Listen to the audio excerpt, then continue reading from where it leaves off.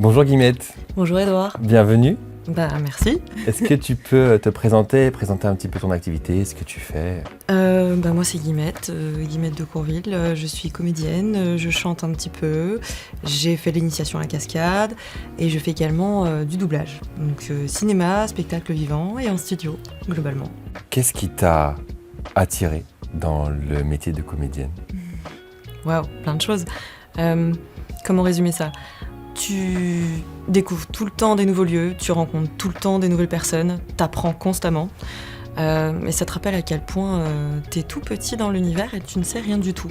Du coup, c'est à la fois très effrayant et à la fois très apaisant, je sais pas, ça te ramène à l'instant présent et tu peux avoir 1000 vies en une. Je suis sûre que je suis pas la seule à avoir dit ça, mais tu peux vivre plein de choses que tu vivrais pas si tu faisais pas ce métier, quoi. Ok. Et quel est ton premier souvenir d'actrice où tu t'es dit ah là ça y est, je suis une comédienne quoi. Je suis une comédienne, c'est-à-dire pro ou... Peu importe, où tu t'es dit là vraiment c'est ça mon sacerdoce quoi, c'est ça ma vie, je suis comédienne quoi. Je sais pas s'il y a un moment exact où je me suis dit ça. Par contre, je me souviens m'être dit, quand je suis arrivée en formation, la première fois où je suis arrivée en école de théâtre, où j'ai commencé mon premier jour de la première année de formation, où je me suis dit, ça y est, je me sens enfin à ma place. Et ça a été... Ok. Ouais. Ça, là, je me suis dit, je me suis pas plantée. Je me sens vraiment là où je dois être et j'espère que ça va jamais s'arrêter, ce sentiment. Ouais. Sinon, je changerais, mais a priori, c'est pas prévu. Tu t'es longtemps cherché?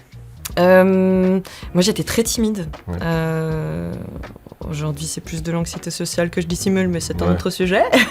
Mais en tout cas ouais, j'étais très mal dans ma peau. J'aimais beaucoup raconter des histoires, jouer, raconter.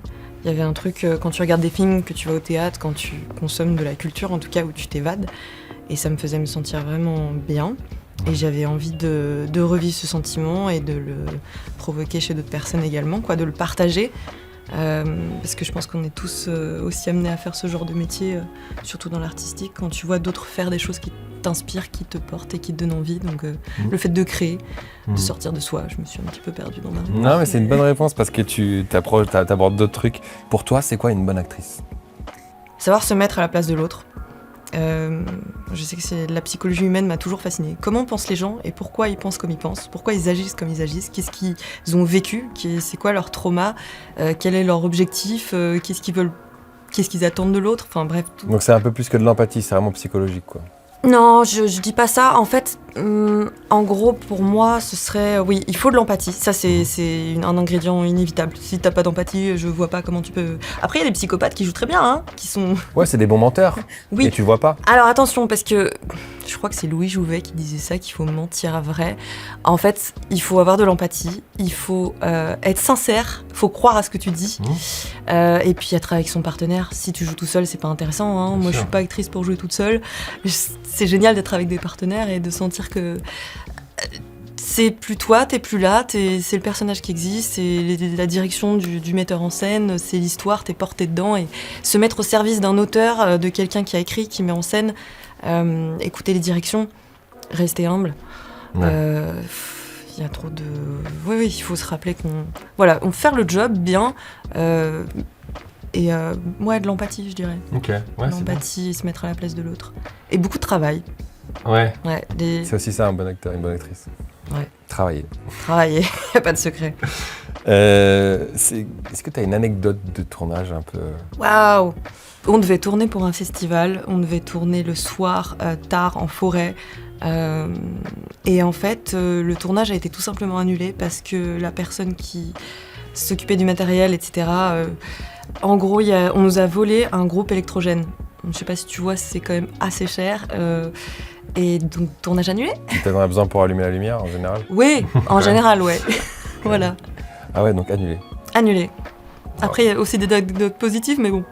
Voilà. Ok. J'ai choisi celle-là. C'est très amusant. Aujourd'hui, toi, tu es sur une plateforme qui met en relation différents corps de métier, notamment liés à l'audiovisuel. Ça représente quoi comme avantage pour toi d'être sur une plateforme comme Book.fr? C'est une plateforme qui était simple d'utilisation. Je la trouvais très ludique. Et puis, c'est chouette de pouvoir être en relation aussi avec les autres personnes du métier et aux métiers qui sont associés. Ça permet de présenter mon travail, puisqu'il faut aussi se vendre. Ça fait partie du boulot, même si c'est pas la partie que je préfère.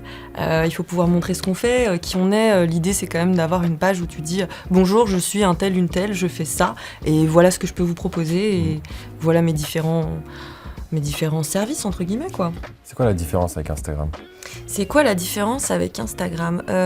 Instagram, je trouve qu'il y a vachement un aspect média. Enfin, c'est beaucoup tourné, je trouve, pour ma part, sur la photo, la vidéo et l'actu peut-être plus quotidienne. Ouais. Moi, je sais que j'utilise beaucoup Instagram pour les stories.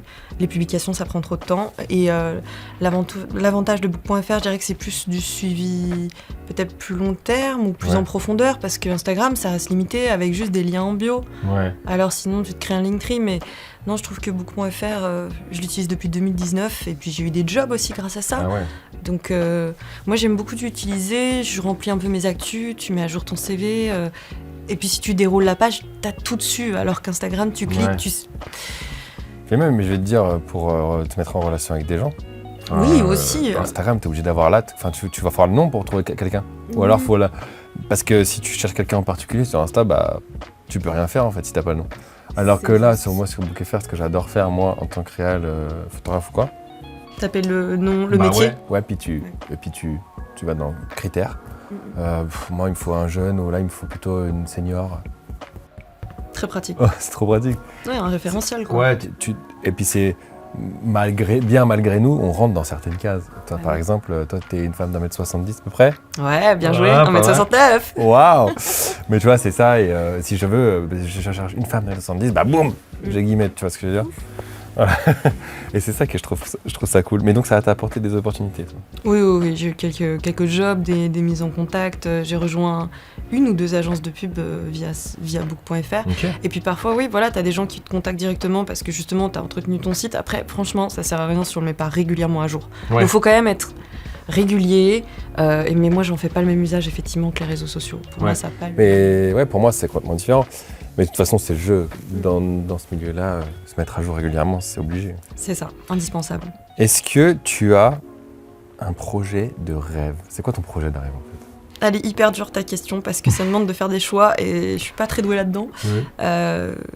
J'ai pas envie de tout faire, mais globalement, je suis très curieuse, donc j'ai pas envie de me limiter, à me dire je vais faire ça précisément, parce que je me dis que ce que je dois faire arrivera. Moi, je me dis un peu un jour après l'autre. Enfin, évidemment, j'ai comment dire, des envies, des objectifs à long terme, mais je me fixe pas, j'ai pas un truc précis. Il y a des trucs un petit peu que j'aimerais faire, je sais pas, jouer sur un gros classique, pourquoi pas en Alexandrin, sur une grosse scène de théâtre, mais je sais très bien que j'ai pas fait les écoles qu'il faut pour accéder à ça. Peu importe, un rêve. Peu importe si c'est un objectif ou un rêve, tu vois ce que je veux dire ? Non, moi, mon rêve, c'était d'être comédienne, et puis ensuite d'en faire mon métier, d'en vivre. Donc c'est deux choses faites.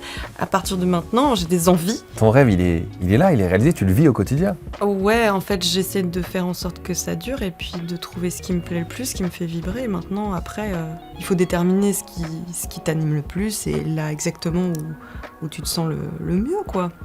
Mais ouais, continuer de faire ce que je fais et de le développer. Des projets de cœur qui deviennent des projets de loyer, tu vois. Moi, j'adore, mais c'est ça. On va faire un petit jeu. Bon, ça va être compliqué pour toi. Ok, parce qu'il faut faire des choix. Si tu préfères, non, c'est ça ? C'est littéralement le Allez, tu préfères, donc il va falloir que tu fasses des choix. T'es prête ? Ouais. Est-ce que tu préfères improviser une scène ou apprendre ton texte par cœur ? Avant, j'aurais dit texte par cœur. Maintenant, je trouve l'improvisation très intéressante. Mais allez, plus team texte par cœur, moi. Ouais, moi je suis un peu comme toi. Ouais.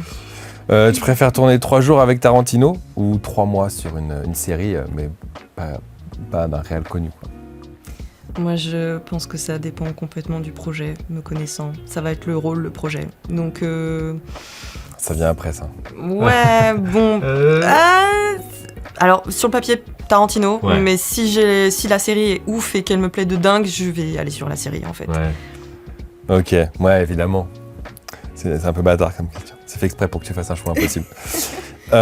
Tu préfères un rôle principal dans un petit film ou un petit rôle dans un gros film ?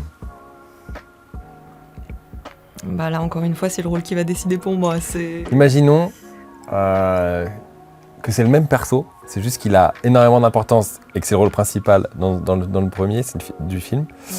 Et l'autre, c'est le même rôle et tout, mais il a une toute petite importance, mais le film, tu sais qu'il va cartonner. Le film évidemment, en fait. Le rôle principal présenté comme ça. Non, le petit rôle dans un gros film. Parce que les gens avec qui je vais travailler, tout ce que ça raconte et le fait de me dire que je suis un tout petit rouage dans un gros truc. T'es pas la seule à avoir répondu ça et je trouve ça intéressant. Ouais. Peut-être, ok. Ouais, c'est intéressant. Ouais. Si, il y a un autre gars qui a répondu ça. Okay. Et je trouve ça marrant parce que je l'avais pas vu comme ça à l'époque.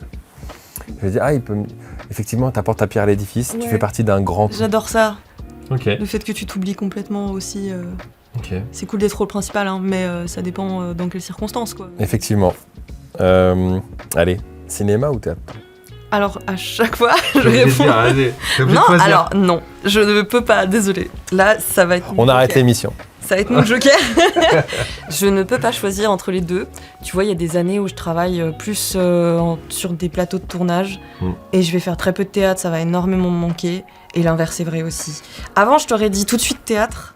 Maintenant, j'aime autant l'un que l'autre, mais pas de la même façon, puisque c'est pas le même travail. Ouais, complètement différent. Donc c'est comme de me demander de choisir entre glace vanille ou glace caramel. Moi, je peux pas choisir entre les deux, Edouard. Moi, je choisis caramel. Ok. Si jamais tu sauras. Lequel est le cinéma, lequel est le théâtre J'en parlerai dans mon livre. Okay. Tu préfères jouer un héros ou le méchant? Méchant. Ah ouais? Bien sûr. Pourquoi? C'est tellement plus... Alors, c'est peut-être pas valable aujourd'hui, mais j'ai toujours trouvé ça plus intéressant de manière générale. Parce qu'avant, les héros, je les trouvais toujours trop gentils. Ouais, lisses. Exactement, lisses. Et les méchants, je me disais déjà petite, mais pourquoi il est méchant? Pourquoi il a une raison? Les motivations du méchant. Voilà. C'est génial. Et à chaque fois, je me disais, mais même, tu vois, je sais pas, par exemple... Dans Picsou, ça m'énervait tellement quand Donald y perdait ou Gontran il partait avec Daisy. Je me disais, mais c'est pas juste, il y avait une espèce d'injustice qui m'éveillait, qui me disait, mais c'est pas juste, il faut faire un truc. Et je me dis, j'avais envie de défendre ça. Et parce que je trouve ça tellement plus amusant. Mais si demain tu me dis, ok, j'ai une héroïne il y a des nuances, il y a plein de trucs à jouer, je dis, ok, banco, mais. Ouais, les méchants, moi je comprends le choix. C'est tellement chouette à faire. Et mais à la défense de Gontran, Donald est très colérique. Donc... C'est vrai, mais je trouve Picsou très dur avec Donald quand même. C'est vrai. Est-ce que tu as des actus qui vont sortir prochainement, peut-être des infos? Oui, il faut mettre ça dans un certain ordre. Qu'est-ce que je fais prochainement?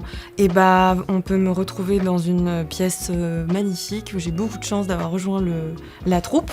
C'est la compagnie Diastole. On va jouer au Carré 30 en octobre, à l'Instant T en décembre, donc à Lyon.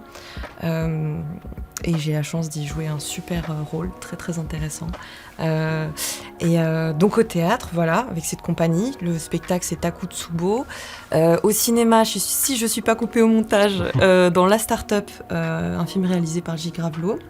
Et si vous êtes abonné à la plateforme ADN Manga, vous pouvez me retrouver dans un manga où j'ai doublé un personnage qui est la sœur du roi des démons. Et le manga a un nom, mais à rallonge.